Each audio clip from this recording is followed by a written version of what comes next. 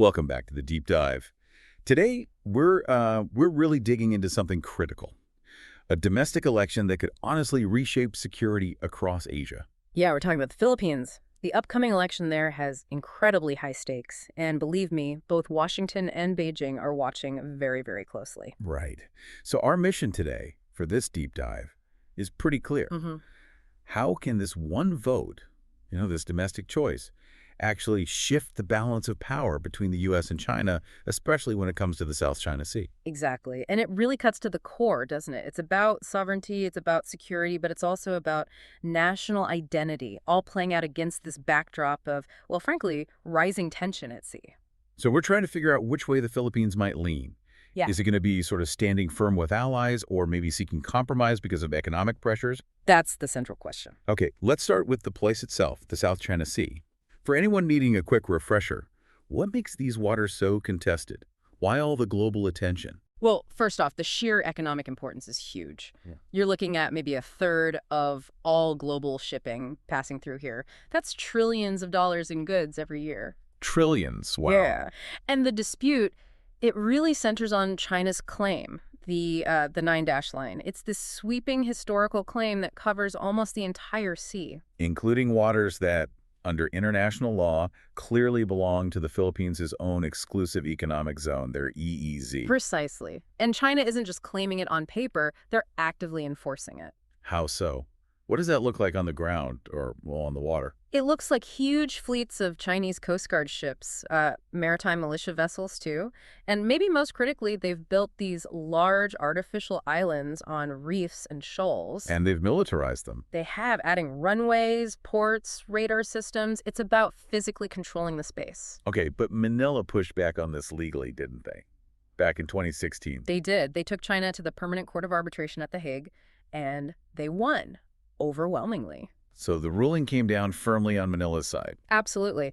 The court rejected China's Nine-Dash Line, basically said it had no legal basis. It affirmed the Philippines' sovereign rights in its own EEZ. It was, a landmark legal decision. Should have settled things, legally speaking. Should have. But I have to ask, did that legal win actually change anything out on the water? Because, if they won, why are things seemingly getting worse, not better? Yeah, that's the tough reality. The win was, you could argue, almost entirely symbolic in practice, because China just ignored it. They dismissed the ruling, called it null and void. So no teeth behind the ruling, really? Not much practical enforcement power, no. So Right. today, what we see isn't diplomacy based on that ruling. It's the imposition of power. It's constant, dangerous escalation. Like what specifically? What are Filipino vessels facing? We're seeing Chinese ships using powerful water cannons against Philippine Coast Guard boats, performing really aggressive maneuvers, sometimes ramming incidents. Filipino fishermen are routinely blocked or harassed in their traditional fishing grounds. It's this constant friction, these standoffs. That's the day-to-day reality. And that constant friction really raises the stakes for this election, doesn't it? It makes it more than just a domestic vote. It's a genuine geopolitical choice. It absolutely is. Because the main candidates, or camps, let's say, they're offering fundamentally different strategies for dealing with this reality. Okay, let's unpack those. Camp 1 seems to be about confrontation, right?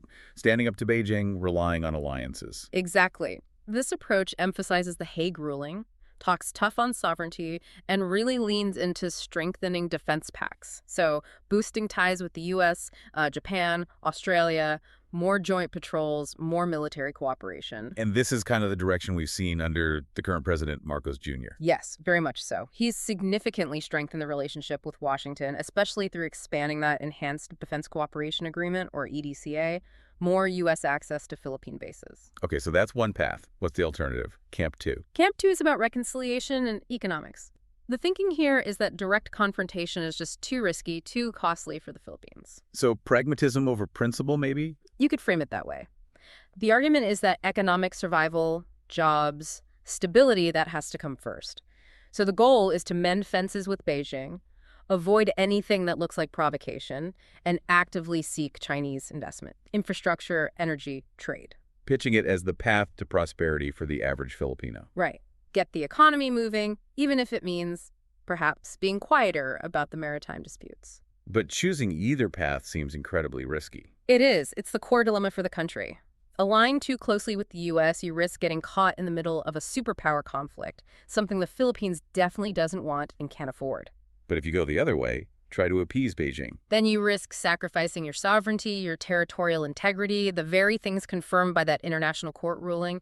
You risk failing to defend what's legally yours. It's walking a very fine line and extremely high-risk tightrope. Given how high these stakes are, it's no surprise Beijing is watching this election so intently.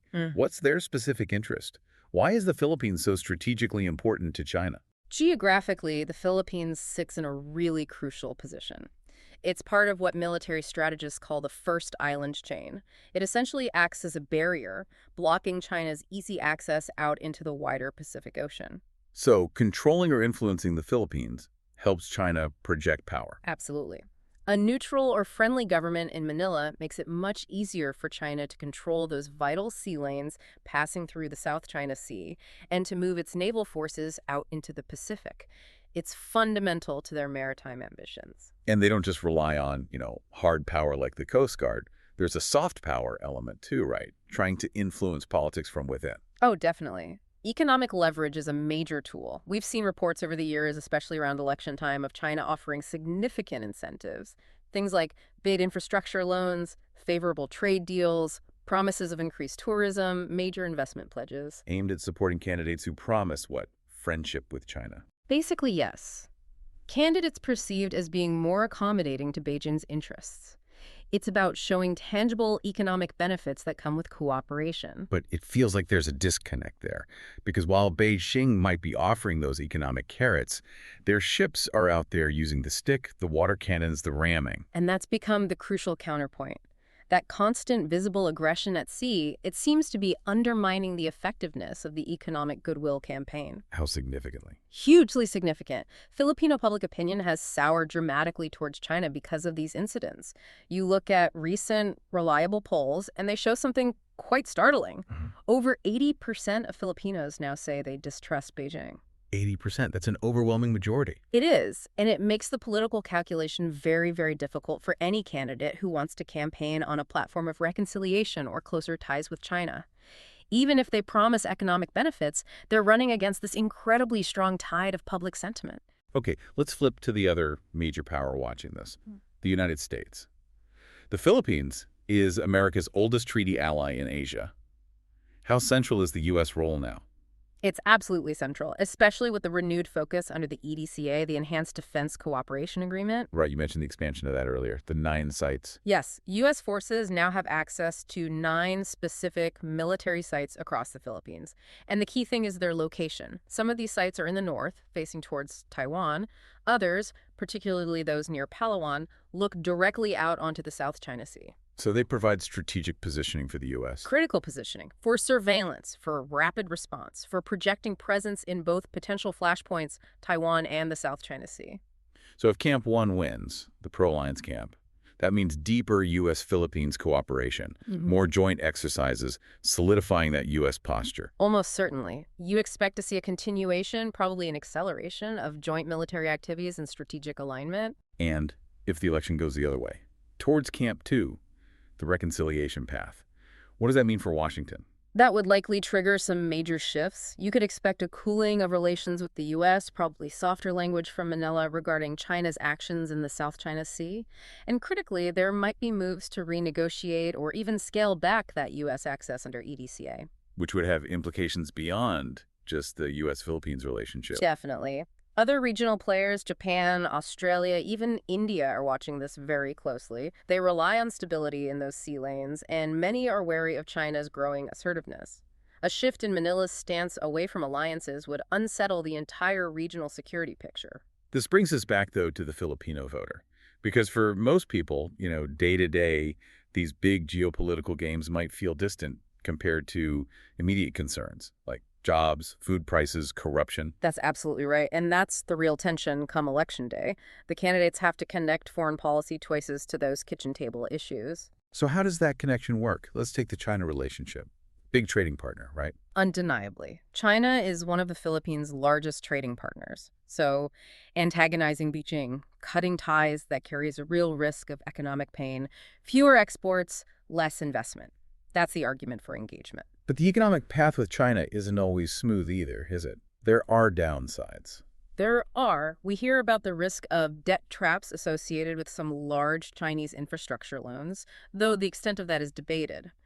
But more locally, there have been real controversies. Like what? Well, a recurring issue with some Chinese-funded projects has been the importation of Chinese labor. Critics argue this displaces Filipino workers, meaning the promised local job creation doesn't fully materialize or benefits mostly Chinese companies. That makes the economic upside feel less appealing or even unfair to some voters. Okay, so that's the China trade-off. What about the U.S. alliance path? What's the trade-off there? The big plus with the U.S. is military protection, that security guarantee which aligns with defending sovereignty. That's invaluable. But the economic side is often perceived differently. How so? Less direct benefit. U.S. support often translates more into military aid, equipment, training, rather than, say, massive direct investments in civilian infrastructure that create lots of immediate jobs in the way some Chinese projects promise to. So it can feel like a choice between security and development or defense versus dollars.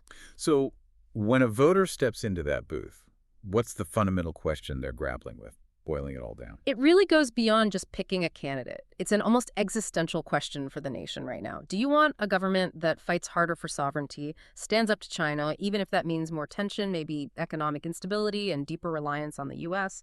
Or do you want a government that plays it, let's say, smarter for the economy, prioritizes stability, seeks investment from wherever it can get it, mainly China, even if that means compromising on national pride, maybe downplaying those territorial disputes? Fight harder or play smarter? That's a stark choice. It really is. And there's another huge factor here that could swing this whole thing. The youth vote. Absolutely critical. Yeah. We're talking about Filipinos aged, say, 18 to 35. They make up a massive chunk of the electorate, maybe close to half. And they see the world differently, especially this conflict. Their perspective is often shaped differently, yes. This is a generation that grew up online. They're less reliant on traditional media newspapers, TV news, which might have government leanings. Yeah. They get their information, their news, often directly from social media. And they've seen the South China Sea clashes online. Directly, not just through filtered news reports, but through raw, viral videos. Cell phone footage, often posted by Filipino crews themselves on platforms like TikTok or Facebook. Showing what? Showing Chinese ships aiming lasers, using water cannons, blocking Filipino boats. It's immediate, it's visual, it's often highly emotional. That kind of direct evidence shapes opinions very powerfully, arguably more than official statements or diplomatic talk. Which means the campaign itself is moving online too. Massively. Online influencers, popular YouTube channels discussing politics, news snippets on TikTok. These platforms are becoming incredibly important battlegrounds for shaping the narrative, especially the narrative around China. So digital campaigning isn't just a sideshow. It could actually decide the outcome. It really could. It might determine who wins in 2025, and by extension, which path the Philippines takes towards China. The online information war is becoming just as important as the situation at sea. Okay, so let's try to sum this up. The Philippines is really at a fork in the road. Path 1, double down on defense, sovereignty, alliances. Path 2, prioritize economic stability, compromise, engage with Beijing. Neither path looks easy or risk-free. Not at all. And that's the ultimate so what for everyone watching the region. The decision Filipino voters make, choosing between that rock of sovereignty and the hard place of economic pragmatism, it's going to send ripples across the entire Pacific. Affecting U.S. alliances. Global trade routes, the balance of power, and basically the prospects for peace and stability in Southeast Asia for years, maybe decades to come. It's a huge weight on one election. So before we go, here's something to chew on, a final thought for you, our listeners. We heard those poll numbers. Over 80% of Filipinos distrust Beijing. Given that deep, widespread skepticism, how could a candidate campaigning mainly on reconciliation and economic ties with China actually overcome that strong national sentiment and win? That's the million-dollar question, isn't it? How or if they can bridge that gap between economic promises and public distrust, that's going to be the political tightrope walk to watch. A fascinating challenge indeed. We'll have to leave it there for this deep dive.